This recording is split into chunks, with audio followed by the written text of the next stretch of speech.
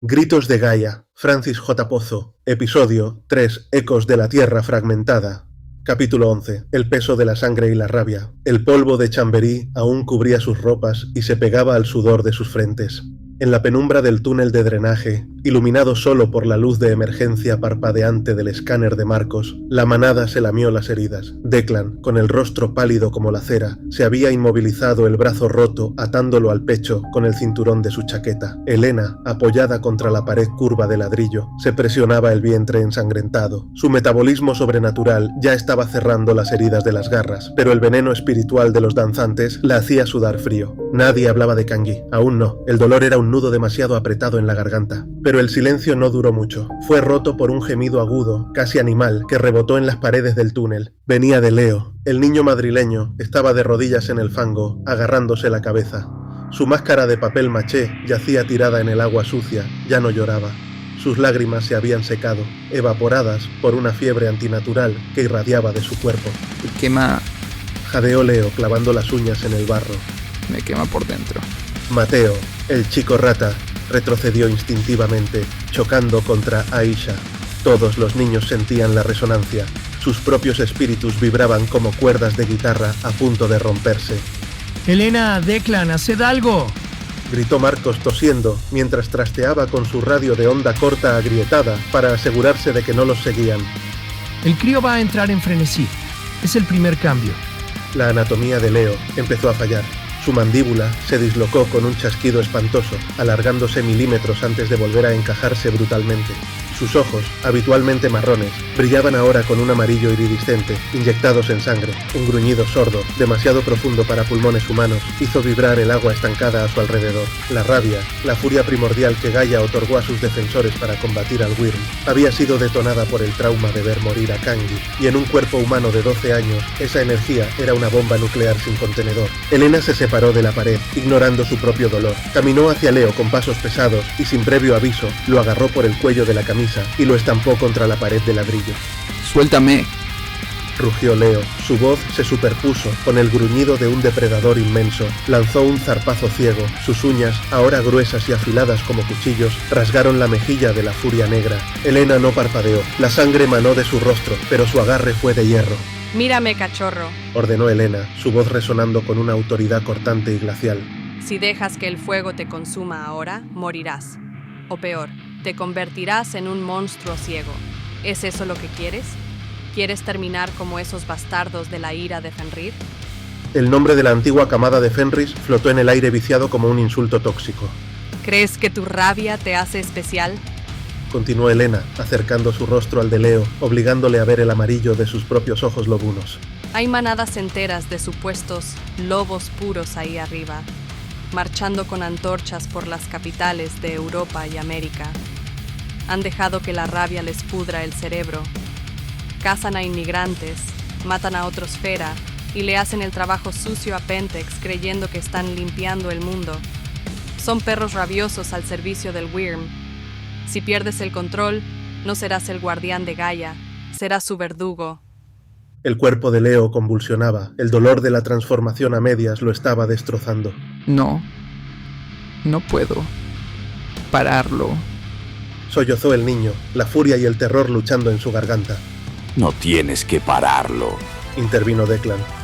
El irlandés se acercó lentamente, su voz perdiendo la crudeza de la batalla y adoptando la cadencia rítmica, casi hipnótica, de un Galliard cantando a la lumbre. Tienes que canalizarlo, anclarlo. Declan se agachó y recogió la máscara de papel maché del agua. Se la tendió a Leo. Nosotros perdimos nuestros anclajes hace mucho tiempo, susurró el bardo.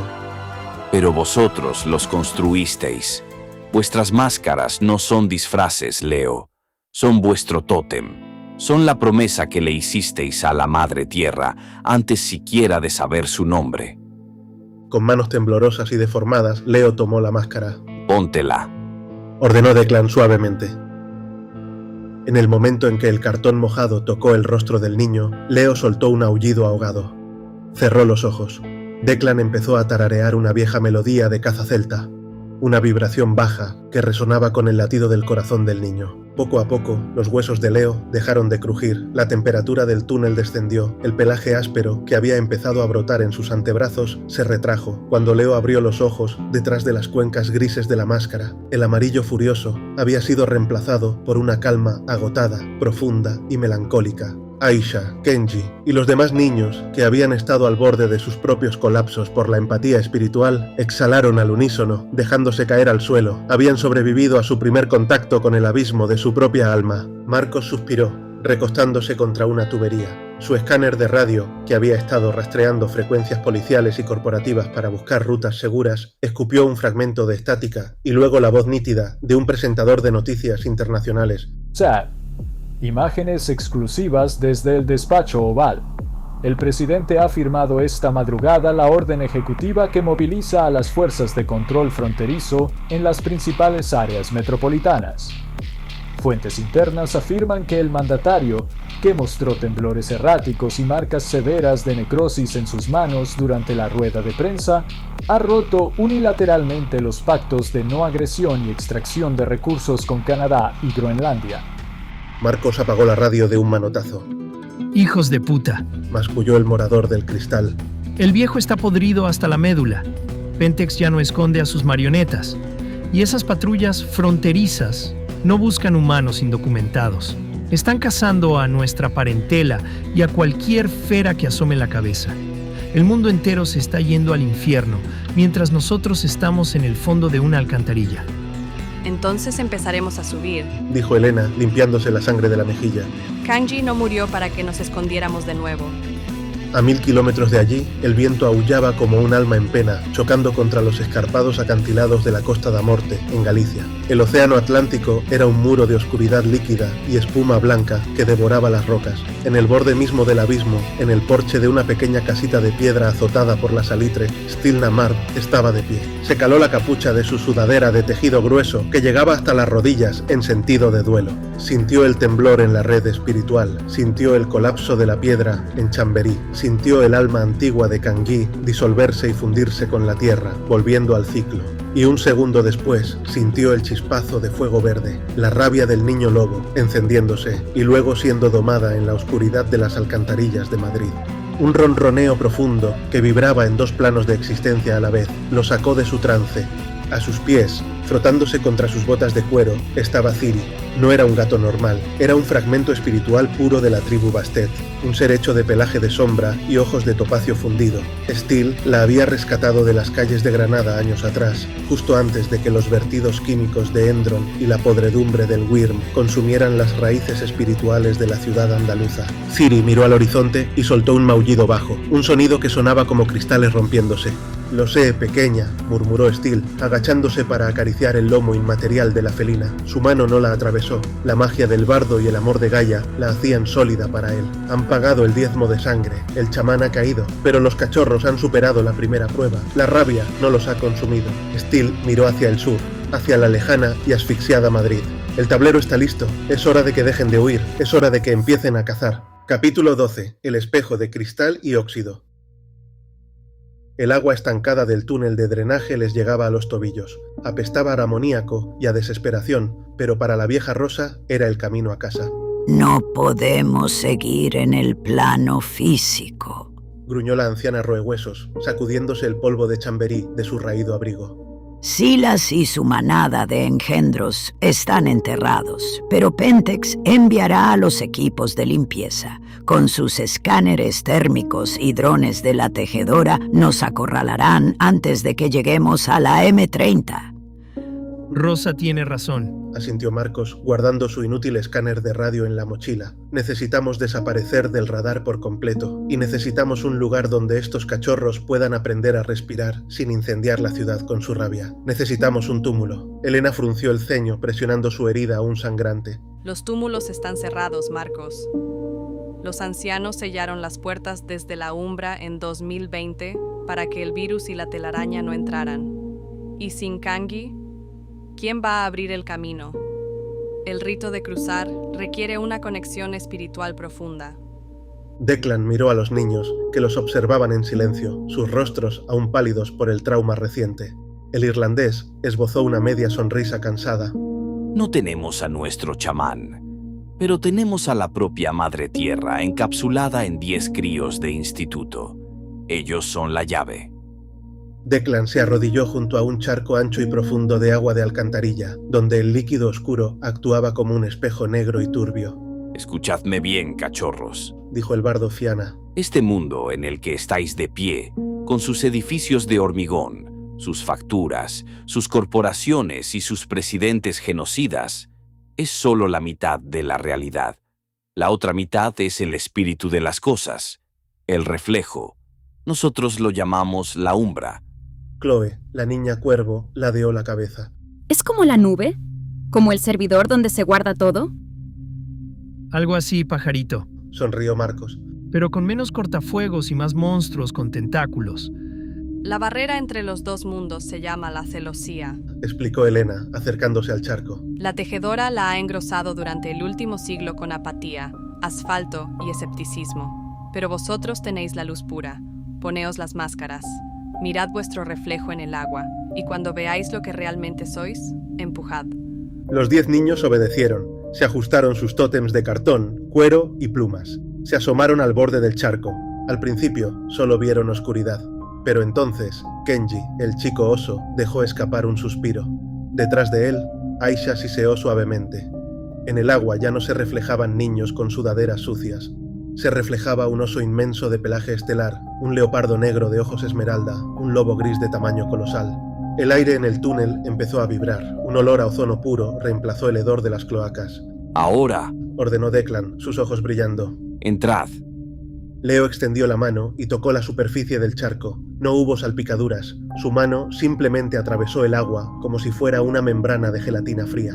Dio un paso adelante y el charco lo engulló sin un sonido. Uno a uno, los niños y los garú adultos atravesaron el espejo. La transición fue como sumergirse en hielo líquido y salir a la superficie en un pulmón gigante. Cayeron de rodillas sobre un suelo que ya no era de ladrillo húmedo, sino de cables calcificados y raíces de cristal. Habían cruzado a la penumbra, el reflejo espiritual inmediato del subsuelo de Madrid. Y era una pesadilla. No había cielo abierto, sino una bóveda opresiva, tejida con hilos de plata gruesos como troncos de árboles. Eran los hilos de la telaraña de la tejedora, paralizando la energía de la tierra. El aire era gélido, gris, iluminado por el parpadeo de datos que corrían por los cables espirituales. A lo lejos se escuchaba un zumbido mecánico ensordecedor. Aisha, la chica felino, se tapó los oídos bajo su máscara. Duele. Todo está demasiado rígido. Se siente como si el aire estuviera hecho de plástico. Bienvenidos a la era de la información, cachorros. Gruñó Marcos, sacando su escopeta, que en la umbra brillaba con runas de neón azul. La tejedora ha momificado esta ciudad. Por aquí. Dijo Rosa, olfateando el aire estático. Conozco un antiguo túmulo de los roehuesos debajo de lo que en el mundo físico es la estación de Atocha. Lo llamábamos el santuario de los objetos perdidos.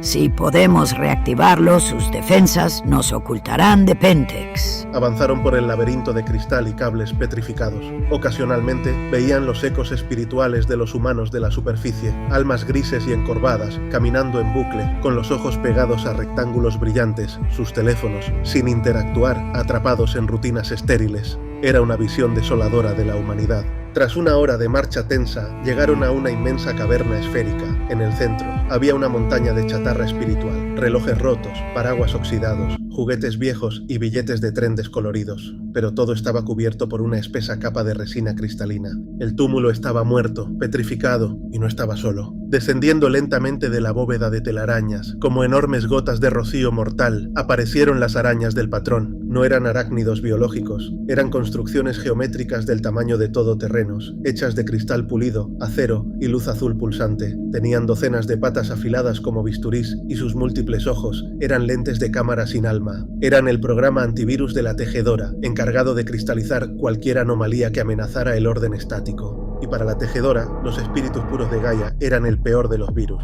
Atrás. rugió Declan, transformándose instantáneamente en Crinos, su gigantesca forma de hombre lobo celta, rompiendo la quietud del aire cristalino.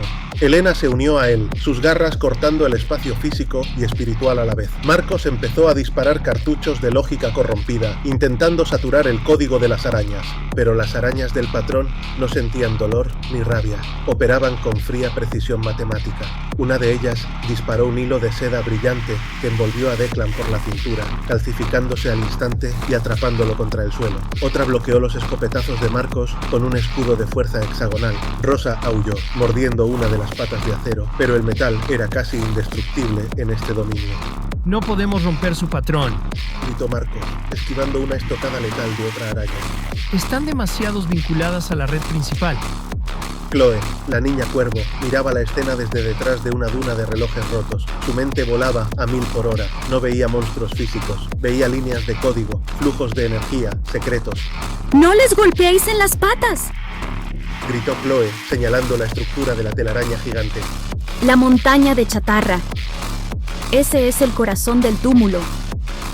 Las arañas están chupando la energía de la montaña para regenerarse. Leo miró a Mateo, el chico rata. Mateo asintió. Él conocía el interior de la basura mejor que nadie. Mientras los garú adultos, ensangrentados y agotados, contenían a las inmensas arañas mecánicas, Mateo se deslizó por las grietas de la montaña, de chatarra petrificada. Atravesó la resina como si no existiera, su espíritu de Ratkin fundiéndose con los objetos perdidos. Llegó al núcleo, una antigua moneda de plata, palpitando débilmente bajo capas de calcificación. Era el locus, el corazón del túmulo. Mateo no podía romper el cristal solo. Miró hacia arriba. Leo, Kenji, Aisha y los demás niños habían escalado la montaña esquivando patas y telarañas. ¡Juntos! Rugió Leo, y su voz no fue la de un niño, sino el aullido de un depredador primigenio que exigía su territorio. Los 10 niños colocaron sus manos sobre el cristal calcificado que cubría el núcleo. No atacaron con violencia física, atacaron con la vida misma. Una onda de energía pura, verde y esmeralda, el aliento indomable de Gaia, explotó desde el centro de la montaña. La vida es caos, es crecimiento, es impredecible, todo lo que la tejedora odia. El cristal no se rompió, floreció. De la chatarra metálica brotaron enredaderas espirituales, flores de loto de luz y musgo luminiscente. La resina que aprisionaba al túmulo se desintegró en polvo. La onda expansiva barrió la caverna. Al tocar a las arañas del patrón, sus circuitos lógicos entraron en cortocircuito masivo. Las luces azules de sus ojos parpadearon en rojo antes de que sus cuerpos geométricos estallaran en nubes de códigos inofensivos, disolviéndose en el aire. El santuario de los objetos perdidos había despertado. La energía liberada curó la herida del vientre de Elena casi de inmediato. La atadura de cristal alrededor de Declan se volvió polvo de plata. El aire se llenó de un calor antiguo, un zumbido de vida que ahogó el ruido estéril de la maquinaria.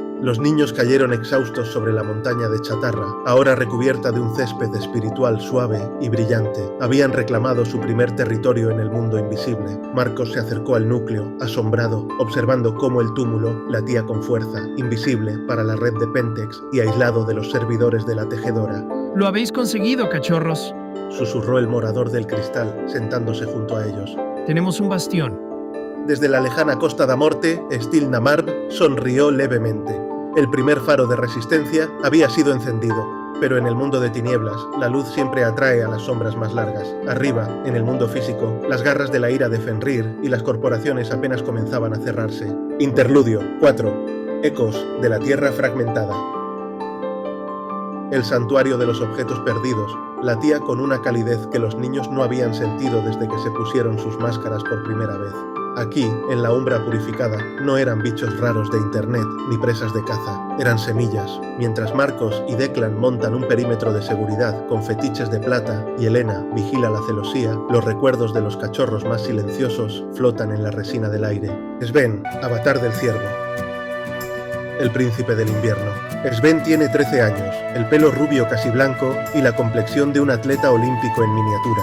Nació en Estocolmo, en un mundo de cristal templado, calefacción por suelo radiante y padres que trabajaban para la junta directiva de una multinacional maderera, una filial opaca de Endron. Su vida estaba perfectamente planificada, esterilizada y vacía. Sven siempre sintió que se ahogaba dentro de su propia casa. Por las noches apagaba la calefacción de su cuarto y abría la ventana de par en par en pleno invierno sueco, dejando que la nieve cubriera ir a su cama, buscando un frío que le recordara que estaba vivo. Su despertar ocurrió durante una cacería corporativa. Su padre lo llevó a un bosque privado en el norte para que matara a su primer alce con un rifle de mira térmica. Cuando el padre disparó, el animal no murió al instante, cayó de rodillas, sangrando sobre la nieve inmaculada. En ese milisegundo, la bala no solo destrozó los pulmones del animal, atravesó el alma de Sven.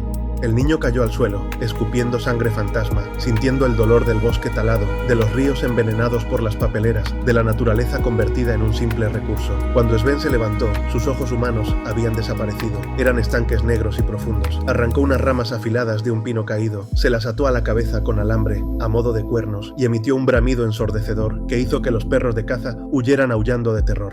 Su padre, aterrorizado por la majestuosidad primordial que emanaba de su propio hijo, soltó el rifle y corrió hacia el coche. Sven es el orgullo del bosque. El espíritu del gran ciervo blanco lo habita. A diferencia de la furia volcánica de Leo, la rabia de Sven es hielo puro, calculadora, aristocrática e implacable. Helena, la pequeña, avatar del jaguar Balaam. La reina de las calles de sangre. Para evitar confusiones con la guerrera Furia Negra, los demás han empezado a llamarla Elita, aunque a ella no le gusta. Tiene 11 años, es de Ciudad de México y lleva una máscara de jaguar hiperrealista pintada con un nivel de detalle que asusta. Elita no conoció el lujo corporativo de Sven. Su barrio estaba controlado por cárteles que, sin saberlo, operaban bajo las directrices logísticas de Magadon Inc., distribuyendo drogas de diseño sintéticas que anulaban la voluntad y pudrían el aura humana, Fomori de bajo nivel. A los 10 años, vio como 3 matones del cártel intentaban llevarse a su hermana mayor para pagar deudas. Elita no gritó ni corrió a buscar ayuda. Entró en el pequeño taller de su abuelo, cogió una lata de pintura, un trozo de cartón grueso y un cúter. Cuando salió, ya no era una niña de cuarto de primaria. El espíritu de los Balaam, los temibles hombres jaguar de Sudamérica, los asesinos silenciosos que los Garú creían haber exterminado en sus estúpidas guerras de pureza, tomó el control. Elita saltó desde el techo de chapa de su casa. No usó garras, porque aún no podía transformarse, pero la velocidad y la ferocidad con la que atacó a los matones con el cúter fue inhumana. Cortó tendones de Aquiles, rasgó rostros y se movió con una agilidad que desafiaba a la física, esquivando las balas a quemarropa como si bailara entre ellas. Los sicarios huyeron creyendo que habían sido atacados por un demonio azteca. Elita es desconfiada, solitaria y territorial. Su máscara es su rostro real. Cuando un profesor en su escuela intentó quitársela por la fuerza, tachándola de ridícula, casi le arranca un ojo de un zarpazo. Ella es el depredador definitivo de la selva de asfalto. Sam, avatar del cocodrilo Mocolé. El guardián de la memoria. Sam, el chico de Sydney, parece el más relajado del grupo, pero es una ilusión. Tiene 13 años, piel curtida por el sol y lleva una máscara de cocodrilo hecha de cuero sintético viejo. Los Mocolé fueron la primera raza cambiaformas creada por Gaia. Eran los reyes saurios, la memoria viviente del planeta. Recordaban la época de los dinosaurios, las primeras guerras, los primeros errores, y todo ese conocimiento, eones de historia, aplastó la mente de Sam en un solo segundo. Estaba surfeando en la Costa Dorada cuando una mancha negra en el agua lo envolvió. No era petróleo, era un vertido de residuos espirituales de una plataforma de extracción marítima controlada por Pentex. El Wyrm lo arrastró hacia el fondo, asfixiándolo. Mientras sus pulmones se llenaban de agua tóxica, el letargo se rompió. En la oscuridad abisal, un ojo dorado del tamaño de un autobús se abrió frente a él. Sam dejó de luchar por respirar, aceptó la memoria del mundo. Sus pulsaciones bajaron a 3 por minuto. Su cuerpo se adaptó, sobrevivió bajo el agua tóxica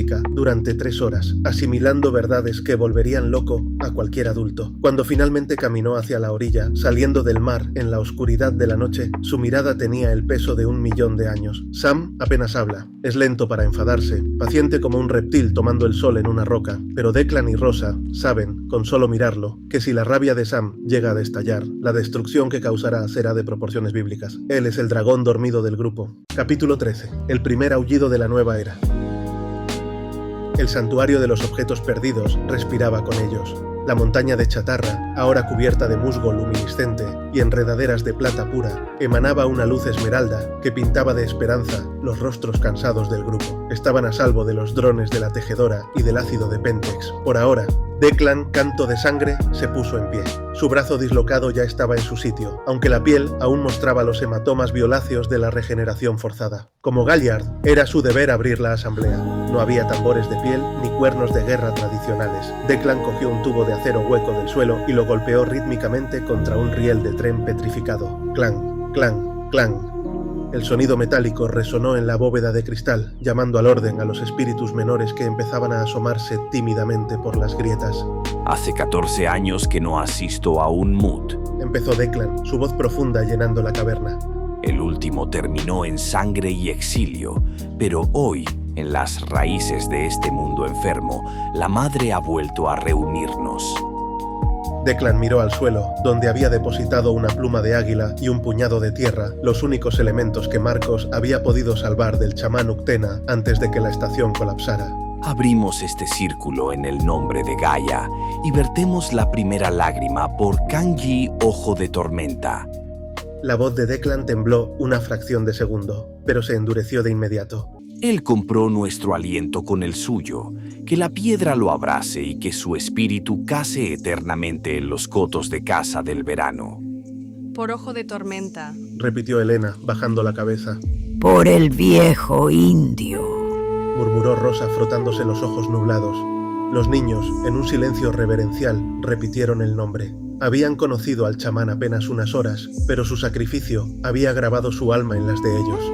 Marcos se adelantó, rompiendo la solemnidad con la urgencia del mundo moderno. El duelo tendrá que ser breve, hermanos. El túmulo nos oculta, sí, pero la tejedora es un algoritmo de aprendizaje continuo, y la ira de Fenrir no tardará en oler la sangre que dejamos en las alcantarillas.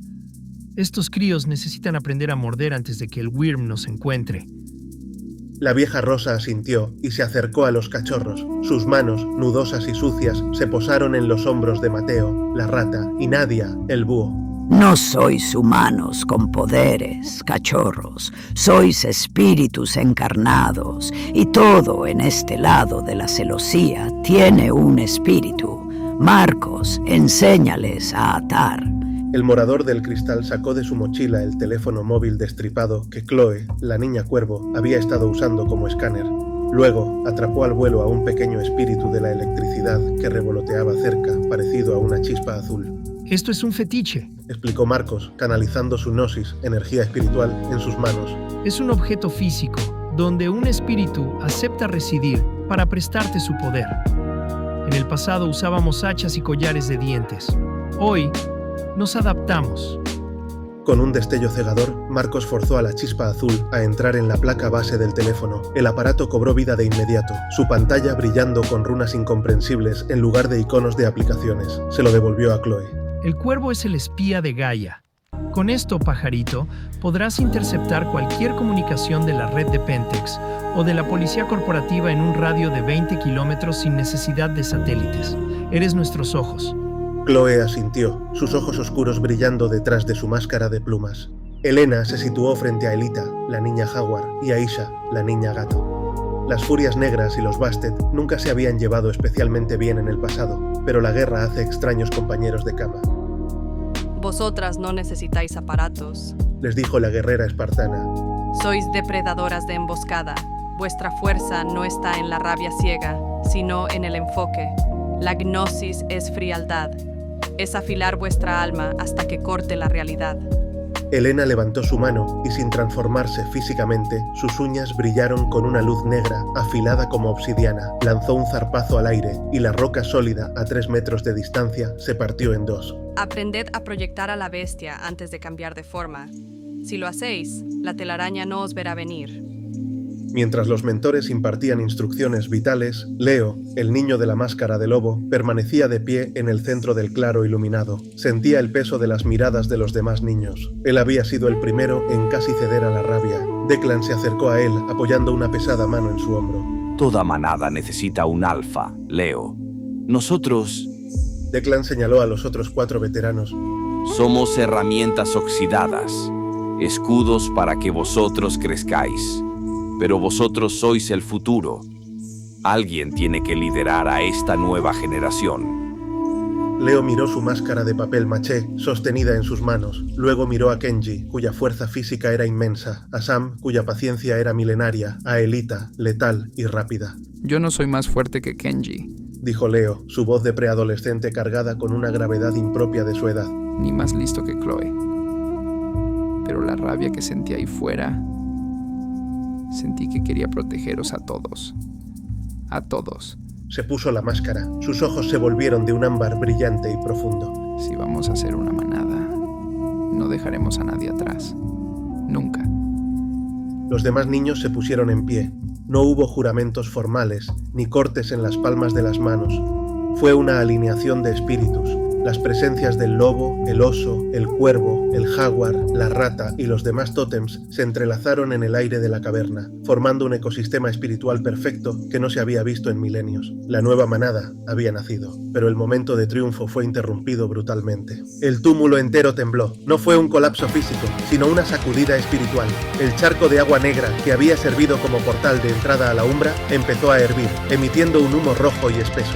Chloe levantó su nuevo fetiche tecnológico. La pantalla parpadeaba salvajemente, emitiendo un sonido de estática que poco a poco se fue aclarando hasta convertirse en el sonido de sirenas, cristales rotos y gritos humanos. Es en la superficie, Dijo Chloe, su voz temblando por primera vez. cerca de aquí, en el barrio de Vallecas. Marcos corrió hacia ella y miró la pantalla. Su rostro se descompuso. No es la policía de Pentex, es una purga. La imagen distorsionada que proyectaba el fetiche mostraba a un grupo de hombres corpulentos, armados con bates, cadenas y cócteles molotov. Vestían ropas paramilitares con brazaletes negros que mostraban la runa del lobo devorando la luna, la ira de Fenrir. Estaban destrozando un bloque de viviendas humildes, arrastrando a familias a la calle. Están limpiando el barrio. Gruñó Marcos apretando los dientes. Buscan parentela oculta. Buscan a cualquiera que no sea un lobo puro o que proteja a inmigrantes. Les están haciendo el trabajo sucio al Wyrm, creyendo que honran a Gaia. La vieja rosa dejó escapar un gemido desgarrador. Ese es mi territorio. Ahí hay familias que escondí hace años. Gente inocente que no tiene sangre de lobo, pero que nos dio cobijo cuando huíamos. ¡Los van a masacrar! Declan apretó los puños. Las garras empezaron a brotar de sus dedos. La diplomacia se había acabado. El presidente estadounidense y sus patrocinadores de Endron han soltado a los perros rabiosos para mantener a la población aterrorizada. Creen que el miedo engrosa la telaraña. Elena miró a Leo, el joven alfa recién coronado.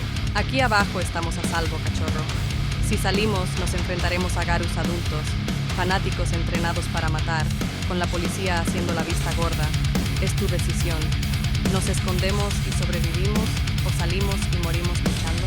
Leo no lo dudó. Miró el agua hirviente del portal, el reflejo de un mundo en llamas. Detrás de su máscara de lobo de papel, la respuesta no fue humana. Fue el gruñido de un rey que se niega a entregar su reino. Dijimos que no dejaríamos a nadie atrás. Leo sacó sus propias garras. Vamos a cazar. Capítulo 14. Barricadas y sangre de asfalto. El portal escupió a la manada en un callejón ciego cerca de la avenida de la Albufera, en el corazón de Vallecas. El aire nocturno ya no olía a la resina cristalina de la umbra, sino a contenedores de basura ardiendo, gas lacrimógeno y el sudor frío de la tensión urbana. Marcos se asomó por la esquina del callejón. La calle principal era una zona de guerra urbana, pero de un tipo muy específico y mediático. A un lado, avanzando con una formación pseudomilitar que habían copiado de tutoriales de internet, estaba la escoria de la ira de Fenrir. Eran jóvenes, la inmensa mayoría veinteañeros de barrios acomodados del norte de la ciudad, vestidos con ropa táctica impoluta comprada por Amazon. En sus brazos lucían brazaletes negros con un escudo, un lobo estilizado devorando la luna, atravesado por una doble N blanca, el símbolo de su fascismo mal disimulado. Entre ellos, protegidos en el centro de la formación, había varios individuos con focos LED y cámaras montadas en estabilizadores. Eran pseudoperiodistas y streamers gritando a sus objetivos, mientras las cifras de sus directos subían como la espuma, alimentadas por el algoritmo del odio. Mirad la violencia de la extrema izquierda. Bramaba uno de los streamers, un chaval engominado con un chaleco reflectante, enfocando a las llamas. Están destruyendo sus propios barrios. Nosotros solo venimos a limpiar las calles de ocupas y escoria, a defender la libertad, y nos reciben con piedras. El streamer fingió encogerse, haciéndose la víctima, mientras a su lado, 3 fascistas con bates de aluminio destrozaban el escaparate de una tienda de alimentación regentada por una familia de inmigrantes. Pero Vallecas no se estaba rindiendo. Al otro lado, de una barricada improvisada, con vallas de obra y neumáticos, los vecinos mantenían la línea. No había banderas de partidos políticos, ni consignas vacías, compradas por corporaciones. Eran trabajadores que se levantaban a las 6 de la mañana, jóvenes punks con chaquetas de cuero llenas de parches, metaleros y estudiantes de instituto cansados de ver cómo su futuro se vendía al mejor postor. Estaban descontentos con el sistema, sí, asqueados por la falta de políticas sociales reales, pero tenían algo que a los niñatos de la N les faltaba: conciencia de clase y solidaridad. No iban a permitir que el odio caminara por sus calles. Una lluvia de adoquines voló desde el lado de los vecinos, obligando a los fascistas a levantar sus escudos antidisturbios robados. Son cachorros del Wyrm, gruñó Declan, sus ojos brillando en la oscuridad del callejón. Algunos de esos fascistas tienen la sangre lo bastante espesa para oler a lobo. Son parentela corrompida, creyéndose superiores por su genética, jugando a ser soldados. La policía no aparece por ningún lado, observó Chloe mirando la pantalla de su fetiche. Las comunicaciones están desviadas. El presidente y sus acólitos están dejando que se maten. Leo se ajustó su máscara de lobo. Sus manos ya no temblaban. La rabia fluía ahora de manera controlada, como un motor a punto de arrancar. No vamos a atacar de frente, dijo el joven alfa. Si nos transformamos frente a las cámaras, la telaraña nos etiquetará como monstruos y los vecinos huirán aterrorizados por el delirio. Vamos a apagarles las luces y vamos a cortarles la señal. Marco sonrió cargando su escopeta con munición de sal de roca. Ese es mi chico, guerra asimétrica. La manada se separó, fundiéndose con las sombras. Aisha, el gato, y Elita, el jaguar, saltaron a los tejados con una agilidad silenciosa. Avanzaron por las cornisas hasta situarse directamente sobre el grupo de streamers. Con un siseo sincronizado, dejaron caer cascotes de ladrillo exactamente sobre los focos y los estabilizadores de las cámaras, destrozando miles de euros en equipo en un segundo. ¡Ah! ¡Me han dado! ¡Socorro! ¡Violencia desproporcionada! Empezó a chillar el pseudo periodista engominado, tapándose la cabeza y corriendo cobardemente hacia la retaguardia, abandonando su directo.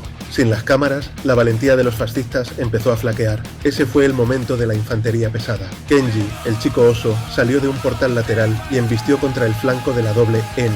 No se transformó del todo, pero adoptó la forma glabro, un humano inmensamente musculoso. Agarró a 2 de los matones pijos por los chalecos tácticos y los lanzó como si fueran muñecos de trapo contra los contenedores de basura. Declan y Elena se unieron a la refriega desde las sombras, moviéndose demasiado rápido para que los ojos humanos pudieran seguirlos, rompiendo rodillas y desarmando a los fascistas con precisión quirúrgica. En la barricada de los vecinos, la sorpresa dio paso al júbilo. Al ver que los invasores retrocedían en pánico, los jóvenes punks y trabajadores saltaron las vallas, cargando para expulsar definitivamente a la escoria de su barrio. A la cabeza de los vecinos iba un joven de unos 25 años. Llevaba una chaqueta vaquera sin mangas, los brazos llenos de tatuajes de tuercas y engranajes, y empuñaba una llave grifa enorme, forjada en acero oxidado. Su nombre era Dani. Dani esquivó un golpe de bate con unos reflejos que rozaban lo sobrenatural, giró sobre sus talones y le partió la mandíbula a un fascista de la N con la llave grifa. El crujido resonó en la calle. La vieja Rosa, que observaba desde la seguridad del callejón junto a Mateo y Sven, olfateó el aire. Míralo, murmuró Rosa con una sonrisa desdentada. Ese chico de la llave inglesa huele a aceite de motor, a cerveza barata y a lobo. Es de los nuestros. Parentela, de los buenos. En menos de 5 minutos, la calle estaba despejada de fascistas. Los valientes soldados de Internet de la ira de Fenrir corrían hacia sus coches aparcados lejos del barrio, llorando y cojeando, dejando atrás sus escudos y sus teléfonos rotos. La manada se reagrupó rápidamente en las sombras, lejos de la vista de los vecinos, que ahora apagaban los contenedores en llamas. Pero Dani, el punk de la llave grifa, no se había unido a la celebración. Estaba mirando fijamente hacia el callejón oscuro, donde Declan acababa de desaparecer. Dani caminó hacia allí lentamente, bajando su arma. No sé qué coño sois, dijo Dani en voz baja hacia la oscuridad, su voz áspera por el humo. Pero os he visto moveros. Sé reconocer a los viejos perros cuando los veo. Mi abuelo me contaba historias de monstruos que protegían a los de abajo antes de que el puto mundo se fuera a la mierda. Declan emergió parcialmente de la sombra, sus ojos brillando ligeramente en la penumbra. Tu abuelo conocía buenas historias, chaval. ¿Cómo te llamas? Danny, trabajo en el taller de chapa y pintura a 2 calles de aquí.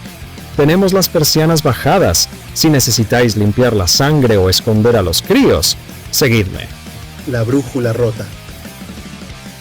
El taller de Danny olía a grasa, a neumáticos viejos y a tabaco negro, un santuario urbano de grasa y metal. En el centro descansaba una vieja furgoneta, Mercedes-Benz modelo 308D, abollada, pero con un motor que Danny había modificado para que rugiera como un dragón. Mientras Elena y Rosa ayudaban a Danny a curar a un par de vecinos heridos en la trastienda, Declan, Marcos y Leo se sentaron sobre unos neumáticos apilados. El chico tiene buena sangre, dijo Marcos, mirando a Danny a través de la oficina de cristal. Nos ha ofrecido la furgoneta. Nos viene de perlas, porque mover a 10 críos por el subsuelo eternamente es inviable. Leo, sin su máscara, se pasaba una mano por el pelo sudoroso. Hemos ganado esta noche, pero Marcos tiene razón. Tienen al presidente, tienen a la policía, tienen internet. Y la telaraña nos encontrará tarde o temprano si nos quedamos quietos. Declan sacó su petaca abollada, pero no bebió. Se limitó a trazar círculos en el metal con el pulgar. El túmulo de Chamberí es nuestro refugio, cachorro. Pero un refugio no gana guerras, solo retrasa la muerte. Lo que necesitamos es un ejército. Y para eso, necesitamos a los ancianos. Marcos soltó una carcajada seca. Los ancianos, los mismos cobardes que se encerraron en la umbra y nos dejaron aquí para morir tosiendo sangre en 2020. Buena suerte con eso. No todos, Marcos. Le interrumpió Declan, su mirada volviéndose sombría. No todos se escondieron en fortalezas de cristal. Necesitamos a alguien con suficiente autoridad para unificar a las tribus exiliadas, a los otros cambiaformas y a la parentela que aún resiste, como Danny. Alguien que no haya sido cegado por las corporaciones o el extremismo. ¿Y quién queda? Preguntó Leo. El Alto Rey, susurró Declan. Tenemos que encontrar un puente lunar activo que nos lleve al septo de la Triespiral, en Tara, o a los cubiles secretos del Amazonas. Alguien de la antigua corte debe escuchar que Gaia ha reencarnado en vosotros. Declan miró al niño lobo directo a los ojos. Tenemos el vehículo, tenemos el refugio y tenemos la rabia.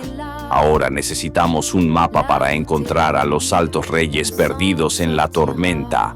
Leo, tenemos que salir a buscarlos antes de que la ira de Fenrir termine el trabajo del Wyrm. Capítulo 15. Susurros en la telaraña. El taller de Danny estaba sumido en la penumbra, iluminado únicamente por el brillo espectral del fetiche que Marcos le había entregado a Chloe. Estaban sentados en la parte trasera de la furgoneta Mercedes-Benz, convertida en un centro de mando improvisado. Marcos observaba por encima del hombro de la chica cuervo. La red de la ira de Fenrir no está en la internet visible, pajarito. Le susurró el morador del cristal, bebiendo un sorbo de café negro. Usan servidores proxy rebotados a través de las infraestructuras de Endron. Para romper eso con fuerza bruta necesitarías un superordenador. No necesito fuerza bruta, respondió Chloe. Llevaba su máscara de plumas ladeada. Sus ojos humanos estaban cerrados, pero en la pantalla del teléfono fetiche, las runas azules bailaban reflejando la actividad de su espíritu Corax. Chloe no hackeaba tecleando código. Ella bebía los secretos. Su conciencia flotaba en la penumbra digital. Donde Marcos veía firewalls y algoritmos de encriptación, el espíritu de cuervo de Chloe veía un inmenso bosque de hilos de cristal. La inmensa mayoría eran blancos y monótonos, tráfico civil, vídeos de gatos, transacciones bancarias. Pero ella buscaba el olor a carroña.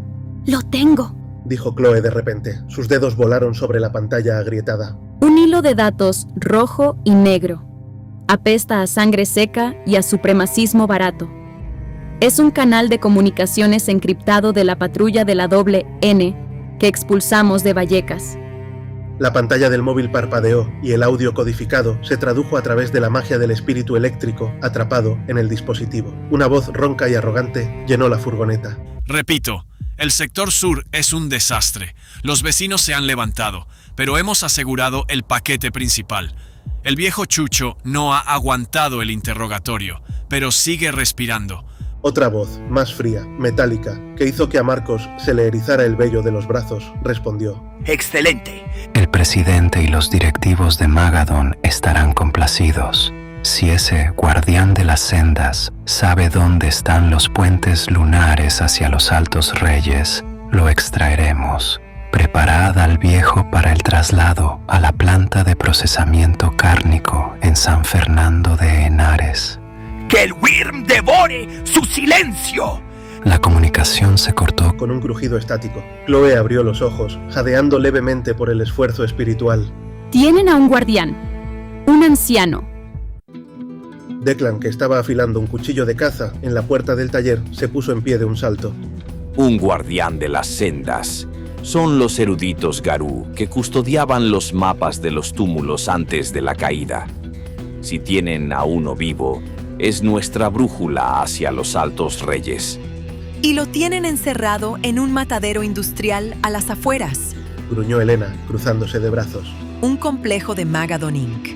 Eso significa muros de hormigón, cámaras térmicas, drones de vigilancia y un batallón de fascistas de la ira de Fenrir, babeando rabia corrupta. Un asalto frontal sería un suicidio. Ni siquiera nosotros 5 podríamos abrirnos paso. Por eso no iréis vosotros por delante, dijo una voz suave y serena desde las sombras. Era Nadia, la niña de 12 años de Moscú. Hasta ahora, rara vez había hablado. Llevaba su máscara de búho de cartón gris. Sus ojos parpadeaban con una lentitud antinatural. Los búhos, tótem ancestral de los caminantes silenciosos y espías del inframundo, ven lo que la vida oculta. Nadia caminó hacia la mesa, donde Marcos había desplegado un mapa físico de Madrid y sus afueras. Puso un dedo pálido sobre la zona industrial de San Fernando. Las cámaras y los guardias físicos son ciegos a la mitad del mundo. Vigilarán el mundo de la carne, pero no vigilarán el mundo de los muertos. Yo puedo ver las corrientes espirituales. Puedo encontrar los puntos ciegos en su telaraña donde la celosía es más débil para infiltrarnos sin hacer saltar las alarmas digitales. Aún así, la distancia desde el perímetro hasta las celdas de retención es de casi 1 kilómetro a campo abierto, objetó Marcos, señalando la escala del mapa. Si un dron térmico os capta corriendo, os freirán a balazos antes de que lleguéis a la puerta. Un zumbido rompió el aire. Fue tan rápido que apartó un par de papeles de la mesa por el desplazamiento de aire. Tariq, el adolescente del Cairo con la máscara de chacal negro, estaba de pie junto a Marcos. Hace un milisegundo estaba al otro lado del taller. ¡Las cámaras térmicas operan a 60 fotogramas por segundo! Dijo Tariq, su pecho subiendo y bajando rápidamente, como si su corazón latiera a 1000 por hora. ¡Yo puedo cruzar ese kilómetro entre los barridos de los sensores! ¡El chacal corre por el borde del mundo! Si Chloe me desactiva los cierres electrónicos de las puertas desde aquí, puedo entrar, localizar la celda del anciano y abrir una vía segura para el resto en menos de 2 minutos. Declan y Helena se miraron, asombrados. Los veteranos estaban acostumbrados a tácticas de fuerza bruta, aullar, transformarse y destrozar. Pero estos críos operaban como un equipo de operaciones especiales del ecosistema. Mateo, el chico rata de Buenos Aires, soltó una risita desde el techo de la furgoneta, donde estaba colgando boca abajo. Y cuando Tariq nos abra la puerta, yo puedo meter a mi enjambre por los conductos de ventilación. Si esos pijos de la doble N creen que un matadero de Magadón huele mal, esperen a que les meta a todos los espíritus de la peste de las cloacas de Madrid en los filtros de aire acondicionado.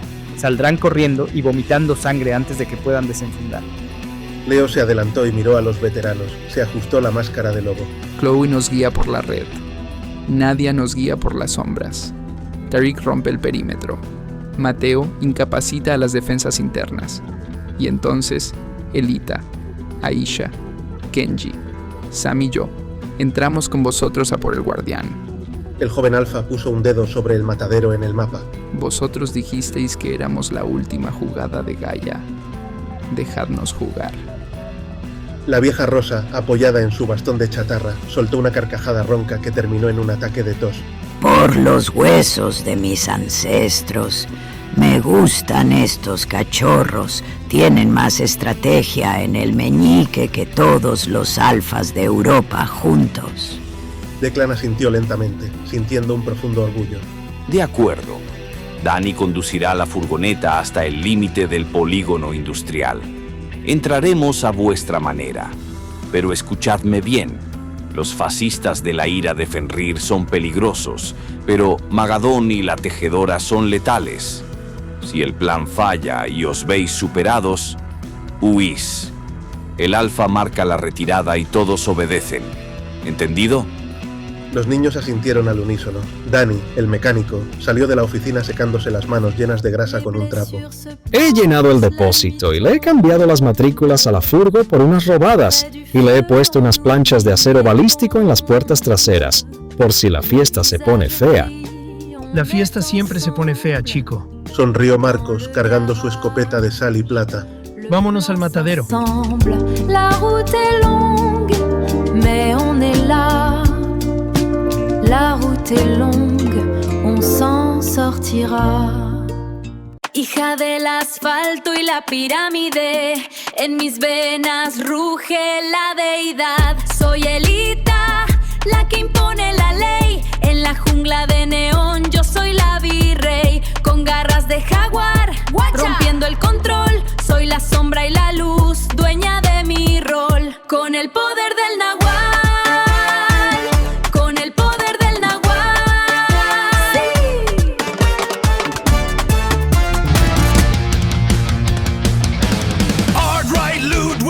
Listen to my warning.